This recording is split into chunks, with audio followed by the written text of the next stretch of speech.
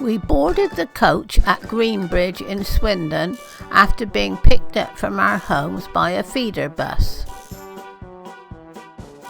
More holiday makers were picked up at Cheveley service station near Newbury, where we had a chance to make ourselves comfortable for the onward journey. Our lunchtime stop was at St Albans, where we trawled the Malting shopping centre. We had seen the cathedral and Roman remains on earlier visits, so thought we would try something else this time.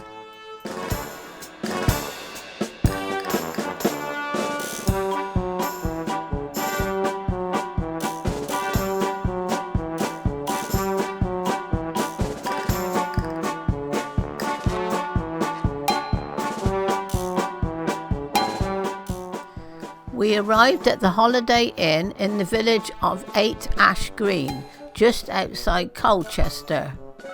This was to be our boast hotel. The luggage was taken to our rooms, and that was the first time we had seen it since leaving our homes. Saturday morning, after a substantial breakfast, we joined our coach for a trip to Saffron Walden, where it was market day.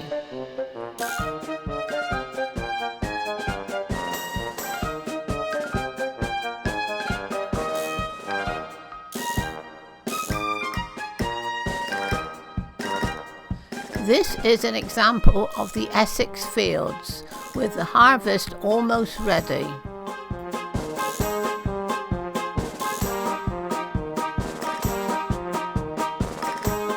The market was certainly a sight to behold, with plenty of stalls with fish, local fruits, vegetables and produce.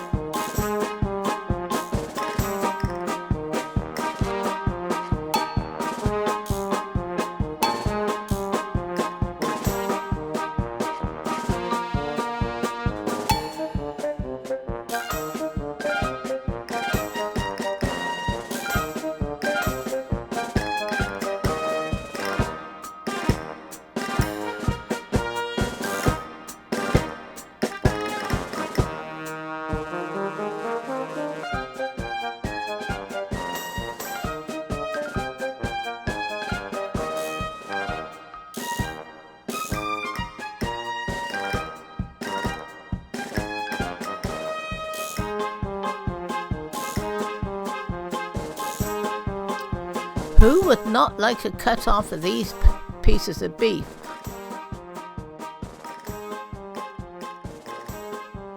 Or a pack of these sausages?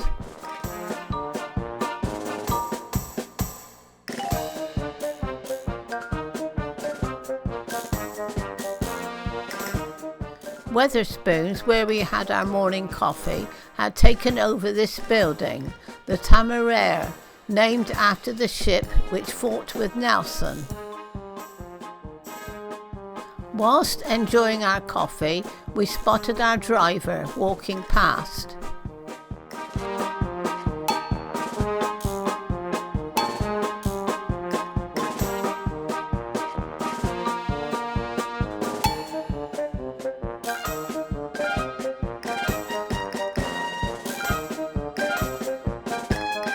This is a typical street in Saffron Walden.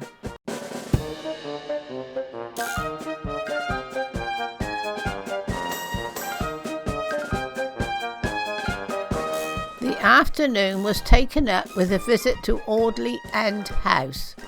The weather was not kind to us, so we couldn't go and see the gardens, which had been designed by Capability Brown.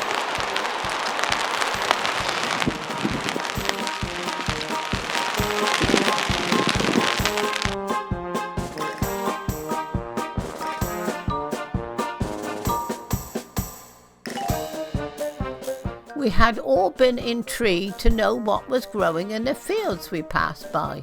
It was a lovely blue and not, as we thought, flax. We later found out that was echium, grown for pharmaceutical purposes. Sunday we visited Malden, which meant going through Colchester, which was once an army town. It was renowned for having a military prison.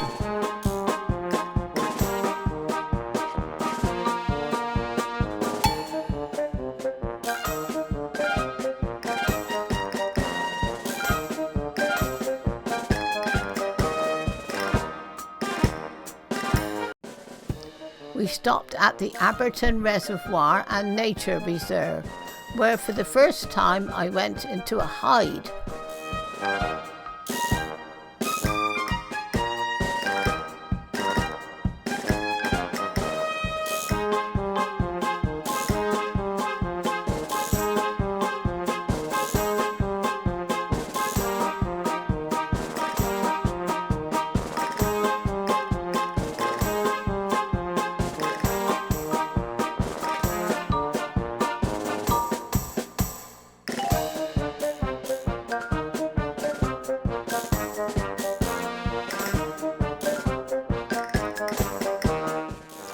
These are the only birds I could see, and I couldn't get a very good shot of them. Not like the well-known wildlife photographer Hamza Yassin, who just happened to be there at the same time.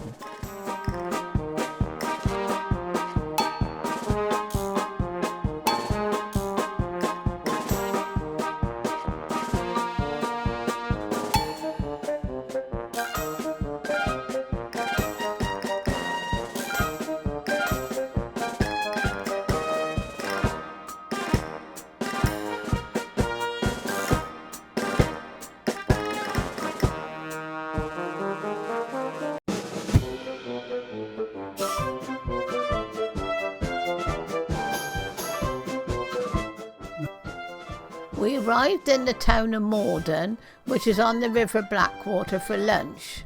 The town is famous for sea salt production.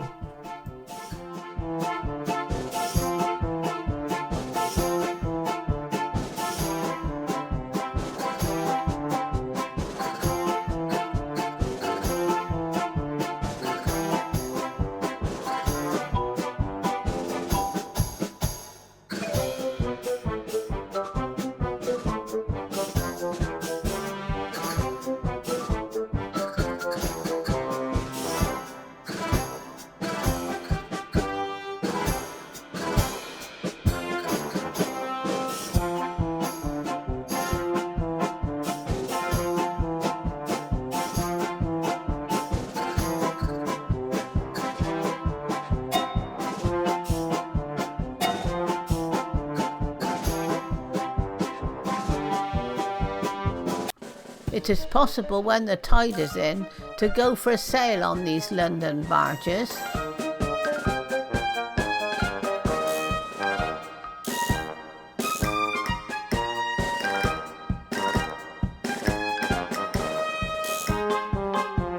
Note that the church has a white tower, which was used as a welcoming beacon for sailors when coming up the river.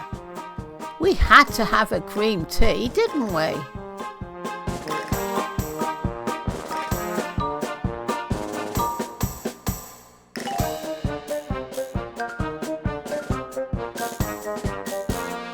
Walking back to the coach round a park before going on to Green Island Gardens.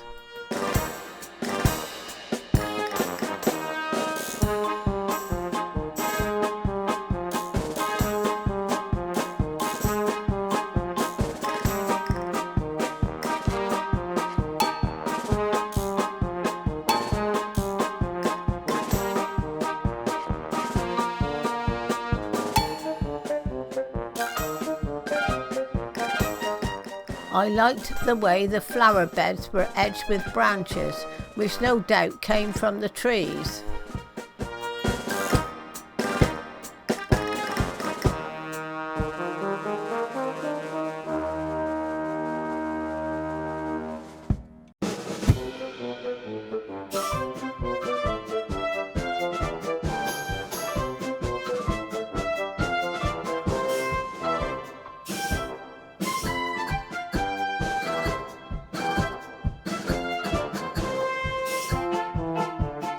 Monday, our last day, we visited Windsor on the way home. Unfortunately, there were no flags flying over the castle. As usual, we found a Wetherspoons, which in this instance was in the King and Castle building. Before leaving for home, we had time to explore parts of Windsor. This Jubilee fountain was quite impressive.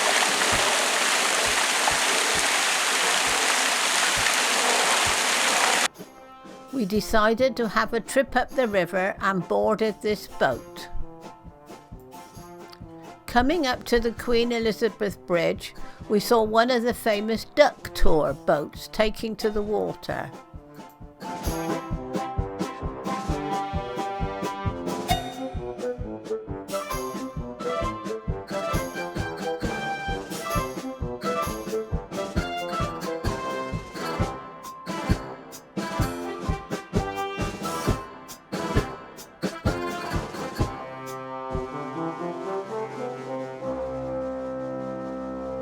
Passing by Windsor Racecourse.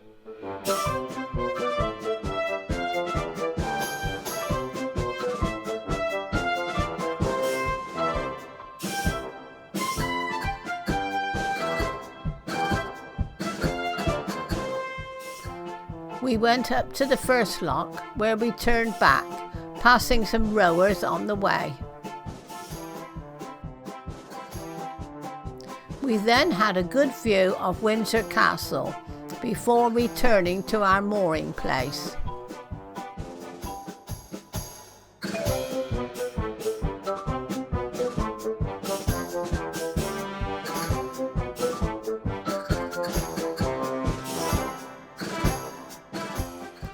This plane tree in the Queen Alexandra Gardens was planted in 1902 to commemorate the coronation of Edward VII.